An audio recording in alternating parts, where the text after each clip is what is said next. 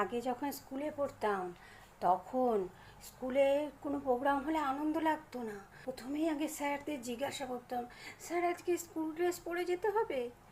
যদি একবার বললো যে হ্যাঁ স্কুল ড্রেস পরে আসতে হবে, ব্যাস মুখটা তো একদম শুকিয়ে গেল।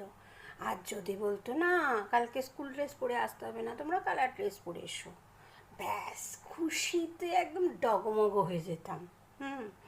কিন্তু এখন বুঝতে পারি, এখন একটু বুদ্ধিটা একটু অন্যরকম হয়েছে তো, যে স্যাররা কেন স্কুল ড্রেস পরে আসতে বলতো, সব অনুষ্ঠানেই বলতো স্কুল ড্রেস পরে আসতে। কেন যদি বলে দেয় কালার ড্রেস পরতে, এক একটা প্রোগ্রামে যদি কখনো বলেছে, ব্যাস বাচ্চারা এমন এক একটা ড্রেস পরে যাবে, বাবারে বাবা, যেন একদম মা বাবার বিয়ে লেগেছে। হুম।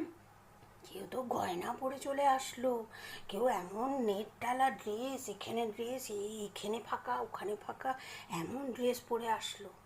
তার চেয়ে স্যাররা বিবেচনা করে দেখেছে যে না স্কুল ড্রেস পরে আসলেই ঠিক আছে, ওই জন্য। এখন বুঝতে পারি।